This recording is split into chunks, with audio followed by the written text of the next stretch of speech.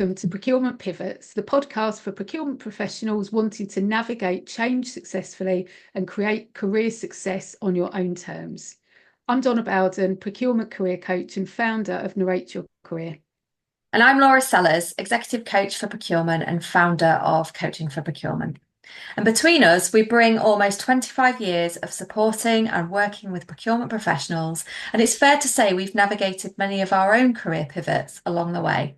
And now we're here to help you do the same. Each episode will share practical strategies, honest conversations, and expert insights to help you confidently tackle the changes and challenges in your procurement career. Let's get started. Hi everyone, welcome to today's episode in which we're going to be discussing in a bit more detail about opportunity when it comes to your procurement career. So what are your thoughts on this one, Donna? Well, we've chosen this topic this week because I think we have been surrounded by quite a lot of negative noise, I'd say, over the last few years. It's felt like, we're living in really difficult times. We're seeing there's been more redundancies, restructures. It feels like it's been a lot harder for some people to secure roles. It's been a lot harder to be recognised and promoted internally.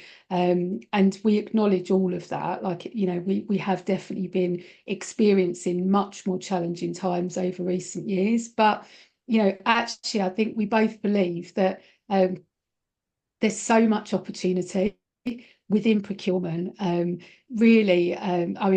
come from a background where I recruited for 20 something years and worked as a recruiter for a good 10, 11, 12 years before moving into the procurement space. So I guess I've had a really nice holistic view of lots of different areas of business, and I've recruited for most industries, probably all industries at some point in that lengthy time.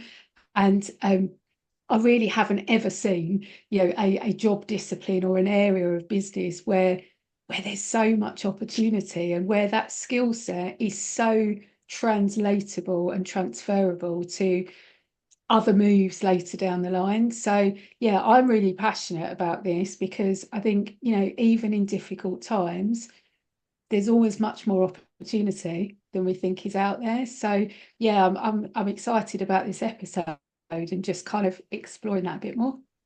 Yeah, I think that's a great intro. And like you say, the last few years have certainly been strange, weird.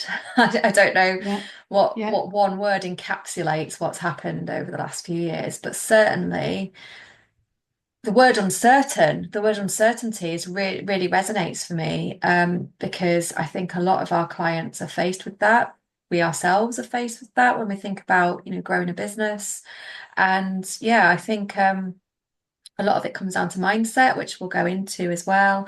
But I definitely think there's an opportunity hat that we need to consider putting on sometimes when it comes to navigating times like these. yeah. And to be maybe slightly controversial, my experience from all of those years of working with professionals in their career, some and on occasions many people, they're sat waiting for that opportunity to come to them. And in the world we're living in right now, you can be waiting quite a long time in my view. Previously we were living in times where actually the waiting game often did pay off for you, and those opportunities might present themselves a bit more obviously, but right now that isn't necessarily the case. And so maybe starting to kind of look at the mindset thing, I think I'd really encourage people to go from that kind of mindset of waiting for the right opportunity to come to actually thinking about how can I create that opportunity for myself. And there is always a path to something else. It's just a case of, I think, sitting down and actually working out kind of what is it that you want and what are those steps. We've spoken about it on many of the previous episodes for anyone that's listened in before about kind of breaking these things down. But I'm a massive believer. I actually think anything is possible, and even more so, like when you look at procurement professionals and the softer skills, particularly that they're using every day and developing and fine-tuning, like those skills are so valuable in so many areas outside of procurement as well. But this isn't a podcast talking about leaving procurement, I have to say. However, that is there as an opportunity if you choose to explore it at some point. But yeah, I think procurement is just, it's full of opportunity in loads of different ways. I'd like to step into the mindset element now when you say that, because I think sometimes when people come to a coaching environment, they're feeling stuck. They're feeling like there are no options, or they've tried everything. And it might not even be that they have sat waiting for an opportunity. They've tried applying for the jobs, they've tried doing the internal moves, they've tried reaching out to stakeholders. We could apply this to so many different scenarios. So that can lead to an element of frustration, because if we've not got that mindset of leaning into opportunity, a growth mindset, looking into where my next opportunities are, it's really hard, because that's a mindset, it's a behavior change to go Yeah. from waiting to trying and not getting anywhere to being resilient and saying, okay, that door didn't open, I'm going to keep trying these other doors until they do. Yeah, definitely. And not just frustrating, I think it's overwhelming as Yeah. well. Like that's the thing. It's like, it can be all consuming and, it can be for some people like feeling stuck. That's not a term that I use lightly with some people. Like for some people, that is so all consuming. Mm. And it's really, really difficult when you're in that mindset to just know how do you kind of get yourself out of it, or how do you move forward productively. So Yeah. Yeah. And I think as well, when it comes to that moving forward, that being intentional, it's very easy to sit here and say, well, I don't want this and I don't want that. And actually, subconsciously, it's putting our attention on the things we don't want, the things that we don't want to see. And if we give yeah. something attention, that focus actually grows on it. We actually see more of it. So Mm, there's definitely something in. And, when it comes to positive psychology, I mean, there's positive psychology, and I think I've actually heard the term toxic positivity. Oh, totally. it'll all be okay. It's all meant to be. It's going to be fine. I mean, I know my content goes quite deep on LinkedIn, so I'm all for accepting all emotions, right? There's a place for positive psychology, and it's different to toxic positivity. Yeah. So that thing around how am I looking for those opportunities? What opportunities can I see? What good things have happened to me in my career? What good things Yeah. have happened to me today? Yeah. Yeah, absolutely.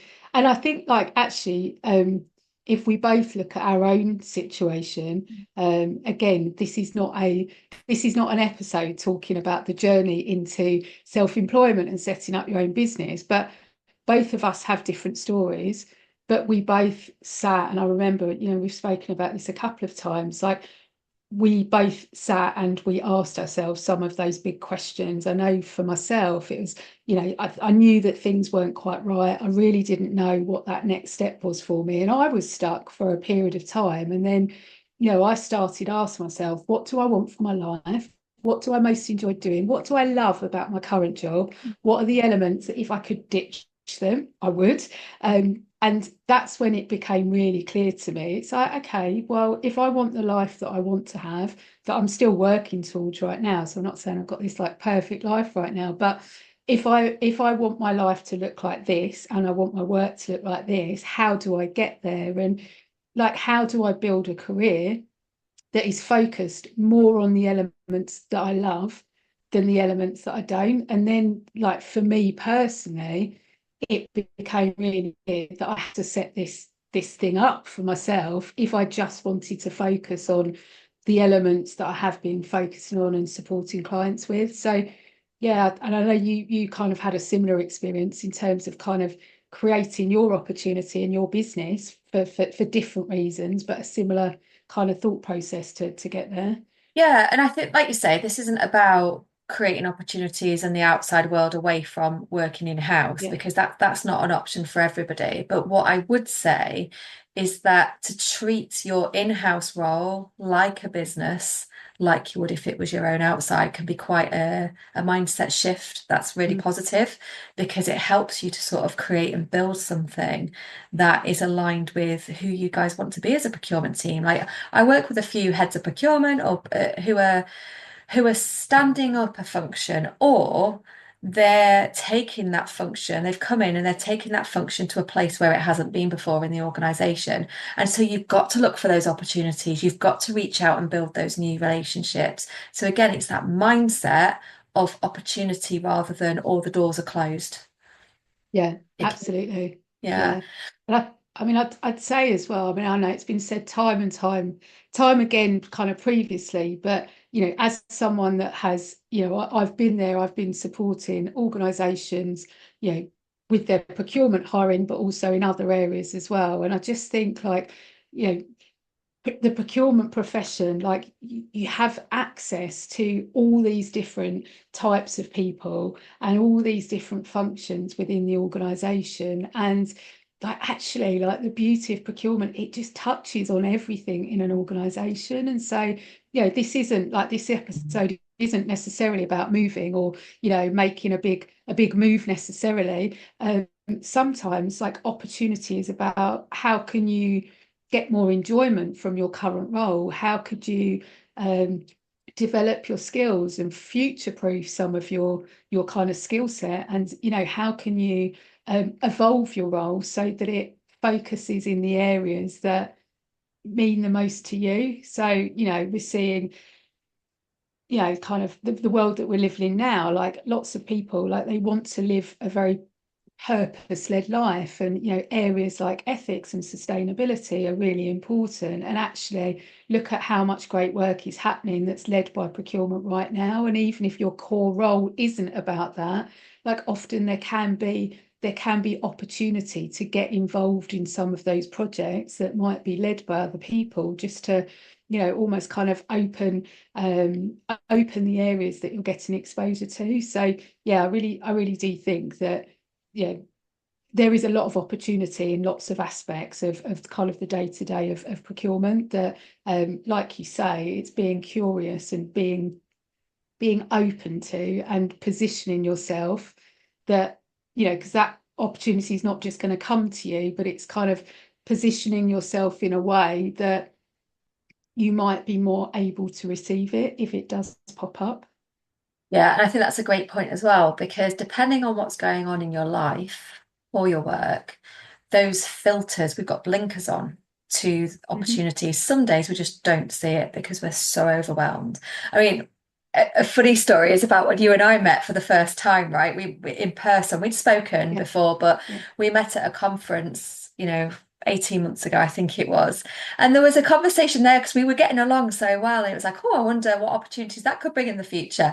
And at the time, I was new to my business. I was like, yeah, you were in your recruitment role. yeah, So my blinkers were probably on. yeah, Like, I didn't really think too much about what opportunity that could be. And if someone had said to us back then, this is what you'll be yeah. doing together in 18 months' time, I'm not sure we would have believed it back then. No, But no, I think there's just something around, you don't have to say yes to every opportunity. And I think there's an element of trust in your gut about which opportunities feel yeah, right and yeah, which ones don't. It's not just a logical based thing. I think there is that element of gut feel. But I think that comes back to knowing yourself really well, going back to what you mm, were saying about purpose, about leading a more fulfilling life. And what I also think is that this isn't a 10 out of 10, you have to have all these things to be fulfilled. It's about those core things that you need to be meeting so that you can deal with the other stuff that's not so mm, great, but you've got a higher level of resilience and a more resourceful state to deal with the rubbish stuff if you are yeah, leading into those opportunities for the stuff that really gives you purpose. yeah. Yeah, I think there's often a lot more possibility than what we see. Like Mm. that's the thing. No, they've always done it like this, so they're always going to do it like this. We make a lot of assumptions in our day to day based on what everyone else appears to be doing. I know recently I was working with a client and I was like, okay, let's for a minute, like let's just picture like if you could describe your like perfect dream career in procurement, what would it be? And it felt, I think, to them quite fictional. And they're like, it'll be this and this and part-time, that was one of the things that kept coming up. And actually they hadn't at that point explored. Like it was kind of like, that's the goal. I want to get to a point of being able to work in an environment and probably not work 5 days a week, but they hadn't yet explored that internally. And I think they'd naturally um, assumed that that wouldn't be a possibility because it wasn't what other people were doing. Mm. But actually, through that conversation, like that's what they ended up doing, and they were able to, to kind of change their current role to do it on a more part-time basis. But they hadn't considered that that would be an option just because that wasn't what people did.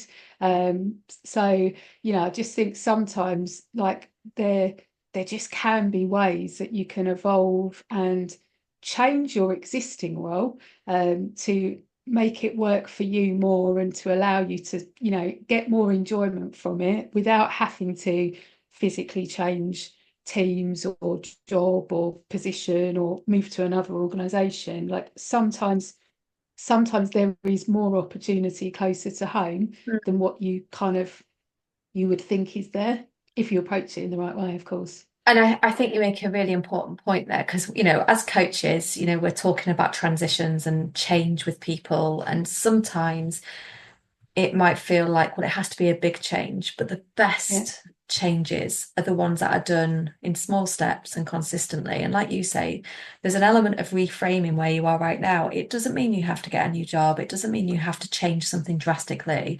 It just means you have to consider what you haven't considered yet. Like as coaches, we hold the mirror up to people and we don't necessarily give suggestions sometimes, depending on our coaching styles, but it it's about holding that mirror up for them to consider other opportunities. And that can happen when you're in a space to reflect, when somebody shows you that there are other options that have been followed by other people. And I think that's where procurement can really, as a whole, and I'm going to take it from the individual now to a team or to the industry itself, is where when procurement is evolving so much, but it can feel like you're stuck back in the, well, we've always done it this way.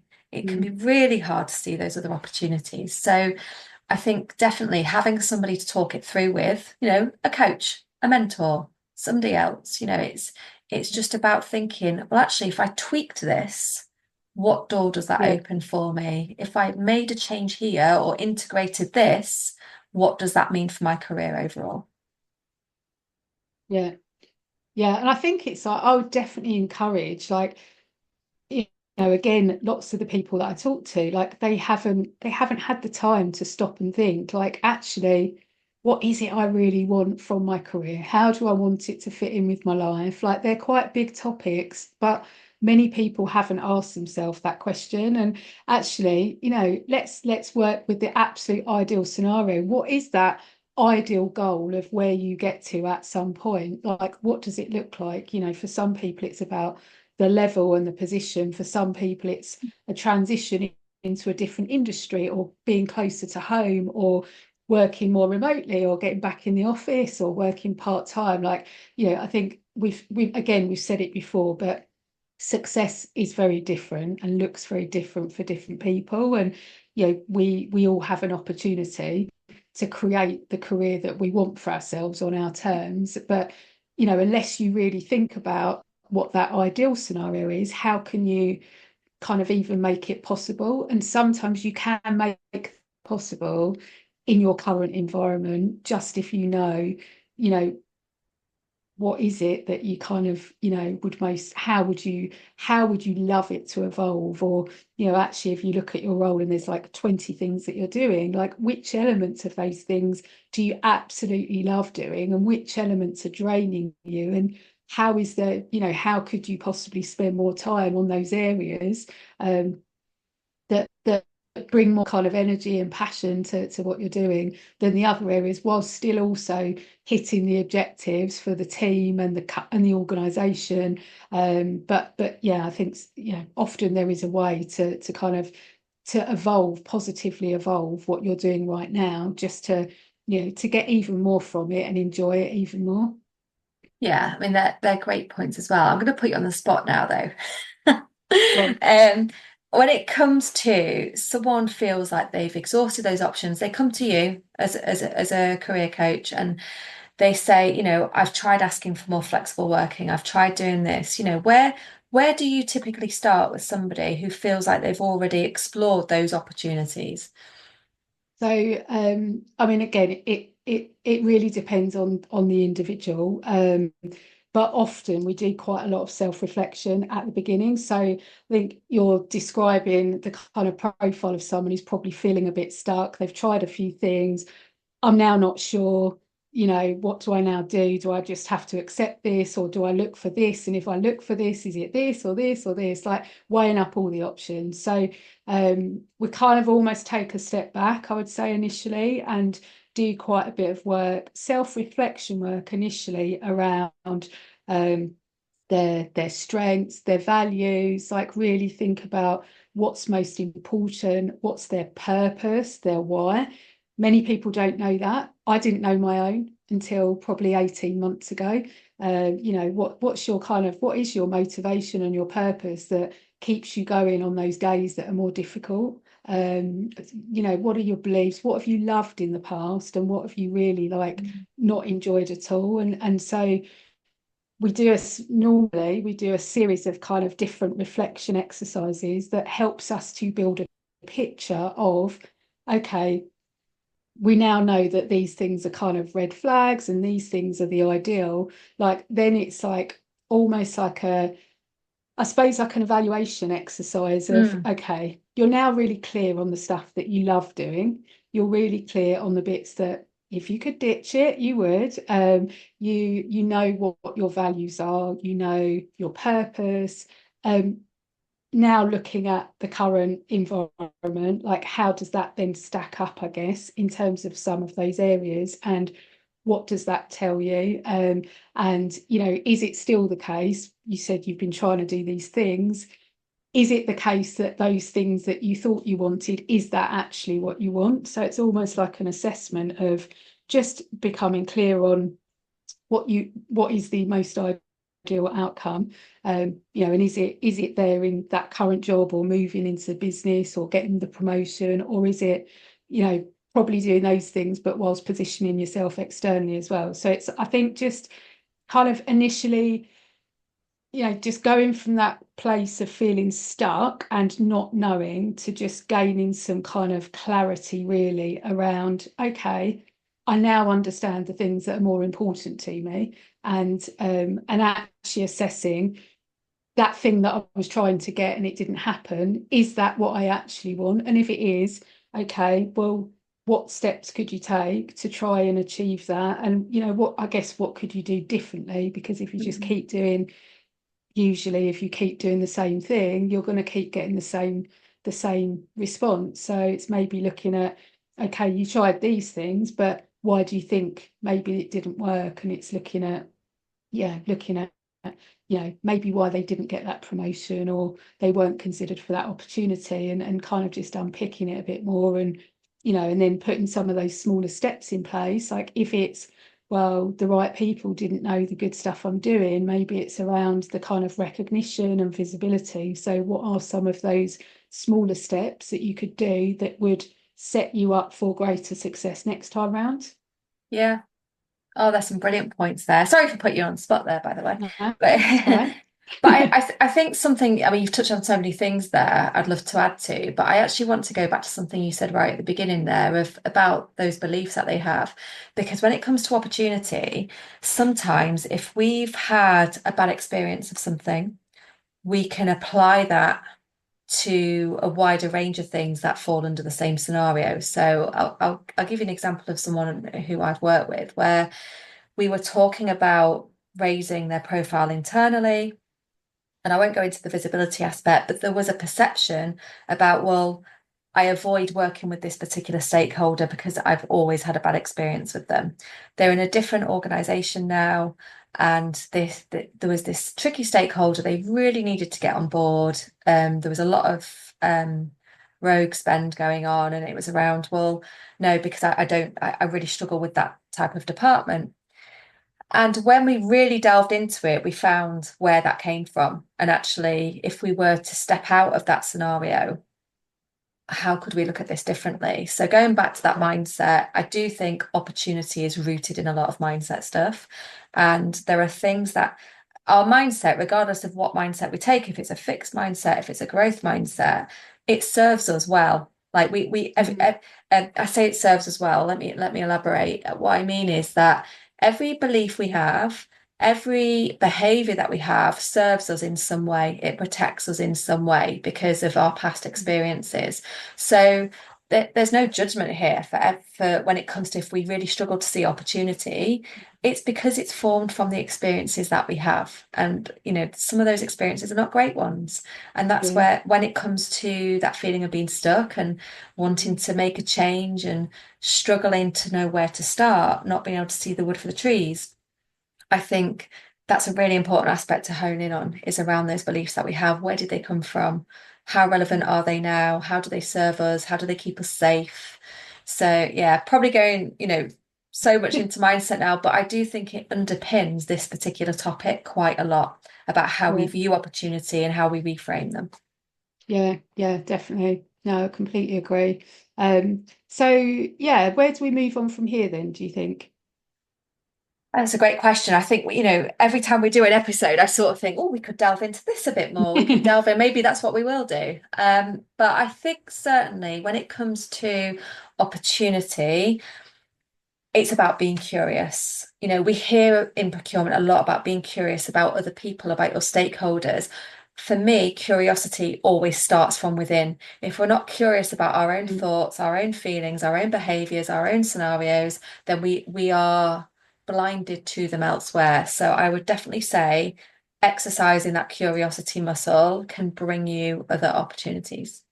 yeah, and I think I'd add to that as well. Again, for those of you that have listened in to previous episodes, this is probably kind of talking about some of the things we've covered previously, but I think it's also just how we carry ourselves day to day, and how we show up day to day with the people around us.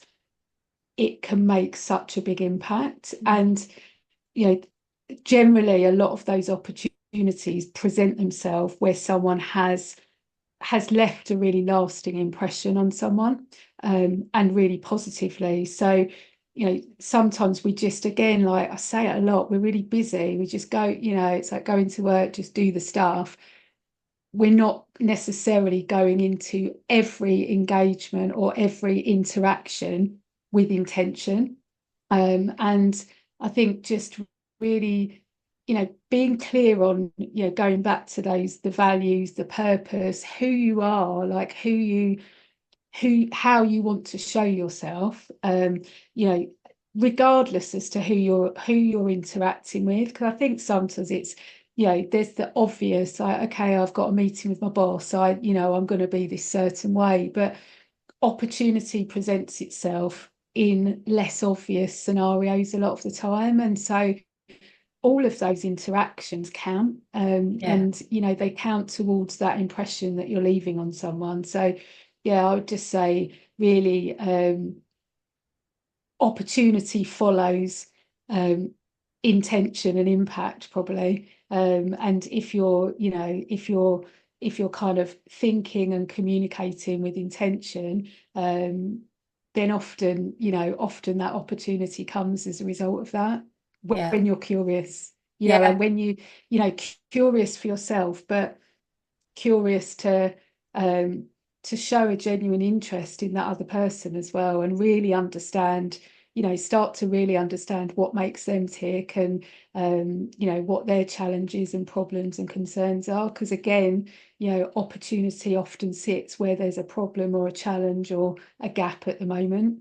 Mm, yeah, no, all great points. I think Definitely there is that element of the mark that you leave. I would say with the being curious thing, the more we work on ourselves, the more we can display curiosity to others when we're meeting our own needs. So that's probably another discussion another time. But I think there's some Yeah. great pointers there to get started with opportunity. Yeah. So I think to leave it on hopefully a bit of a positive note, things have been tough. We acknowledge that. And the market has definitely been in a very different place, externally as well as internally. But there is often a lot more opportunity than what we first think.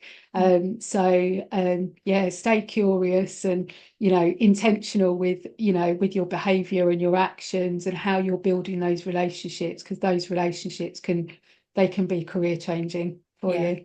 yeah, absolutely. Great. Well, that is opportunity. Let's see where we take that one in the future. But yeah, thanks so much for listening, and we'll look forward to seeing you or you hearing us in another episode. All right, take care, everyone. Take care. Bye-bye. Bye. Bye. Thank you for tuning in to Procurement Pivots. We hope today's episode gave you actionable tips to help you to continue to move forward in your procurement career. If you enjoyed the conversation, follow our episodes, share them with others, and please support us on our social media channels for others that might be interested to tune in.